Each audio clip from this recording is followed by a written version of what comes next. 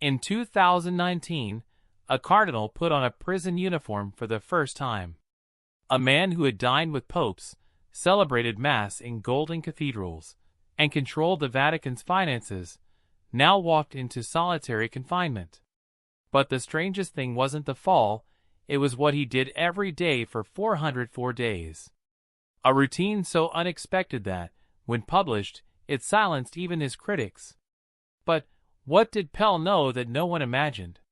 You will understand why George Pell's 404 days were not just an unjust imprisonment. They were a spiritual journey that he transformed into something even his enemies didn't expect. Stay with me until the end, because I'm going to show you the diary he wrote by hand in 3 yellow notebooks, the sentence he said on the day of his acquittal that changed everything, and why forgiveness was harder than the imprisonment itself. But before understanding that, we need to go back a little. December 2018. Melbourne, Australia. The jury declares guilty. 5 charges of sexual abuse against 2 choir boys in the 90s. George Pell, the third most powerful man in the Vatican, is handcuffed in front of cameras worldwide. But he looks at the camera and says only, "I will maintain my innocence." Why such certainty? Was it arrogance, or a faith that went beyond human justice? February 27, 2019. First day of prison. Pell is taken to a cell 8 feet wide by 30 feet long. Complete isolation. 23 hours a day alone. No Mass. No sacraments. No company. Just him, a television, a shower, and 3 yellow notebooks. And it was there, in that deafening silence, that something unexpected began to happen. Because Pell did not surrender to despair. He began to write. But what does a cardinal write when the whole world believes he is guilty? Every day, without exception. 3 handwritten pages. Always. He described the humiliating routine, the body searches, the screams of the other prisoners he never saw, the requests for a broom that never came. But he also recorded the small joys, an extra cup of tea, the sun during his hour of exercise, the letters of support from people he never met. And most importantly, he wrote about forgiveness. Because Pell knew that if he harbored hatred, the prison would win. But could he really forgive those who put him there? For 404 days, Pell could not celebrate Mass. For the first time in 53 years of priesthood, he watched Protestant services on TV and mentally critiqued the sermons. He prayed the breviary. He received communion once a week through chaplains. And every night before sleeping, he said a prayer. For the guards. For the prisoners. For his friends. And for the victims of abuse.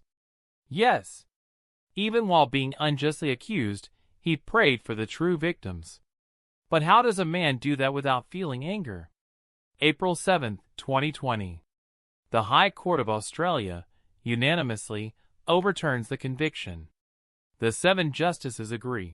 There is a significant possibility that an innocent person has been convicted. Pell is released. 404 days later. But upon leaving prison, he does not lash out. He does not scream. He does not blame. He says only, "I do not hold any ill will towards my accuser. I do not want my acquittal to add to the pain and bitterness that so many feel." Why that response?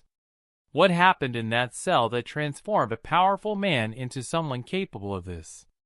While imprisoned, Pell received hundreds of letters. From friends, strangers, supporters. But the ones that mattered most to him were from other prisoners. He wrote back to everyone. He shared advice on how to survive isolation. A mass murderer in the next cell shouted on the day of his final hearing, "Good luck, Cardinal." Pell later said that was one of the moments he was most grateful for. Why? Because there, at rock bottom, he understood something that golden pulpits never taught. Humanity has no hierarchy. Years later, looking back, Pell said that the imprisonment was a grace and a gift. Not because it was easy, but because it was necessary. He realized that without those 404 days, he would never have understood the true meaning of forgiving. Not a theoretical forgiveness, but the forgiveness that hurts. The forgiveness that requires you to look at the one who destroyed you and still not let hatred win. And perhaps that is what made him not just an acquitted cardinal, but a man who finally understood the weight of the cross he preached. So I ask you, do the greatest acts of faith happen in temples, or in the cells where no one is looking? But what Pell discovered in the Vatican's secret documents before he was imprisoned is what you know to this day. And that changes everything you thought you knew about the Church's power.